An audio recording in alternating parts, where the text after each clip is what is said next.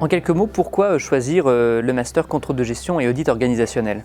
Alors le master contrôle de gestion et audit organisationnel s'adresse à des étudiants qui ont envie de développer une carrière dans la finance, dans le contrôle de gestion. Alors on a une image un peu surannée du contrôle de gestion industriel, mais le contrôle de gestion se développe de plus en plus dans les services. Et puis il y a tous les métiers de l'audit et on sait qu'on a un marché de la finance qui est très attractif de l'autre côté de la frontière luxembourgeoise.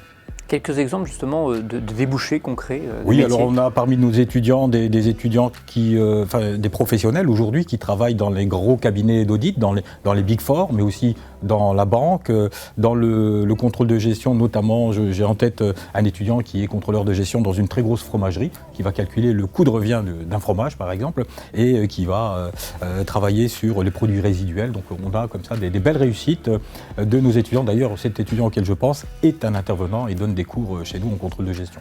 Comment s'organise la formation au sein de ce master? Alors la formation est une formation qui est proposée en alternance essentiellement, mais aussi qui est ouverte aux étudiants de formation initiale. Donc on a des périodes en entreprise et des périodes en formation, en cours.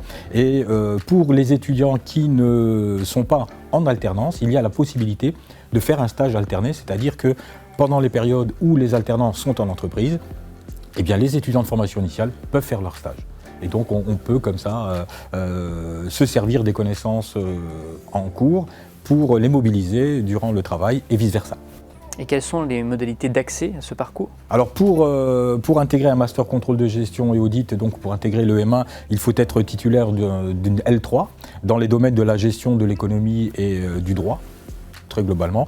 Et on a une sélection, un dossier qui est fait et une première sélection est faite et puis on organise des entretiens pour ensuite, encore une fois, s'assurer de la pertinence du projet du candidat. Merci beaucoup.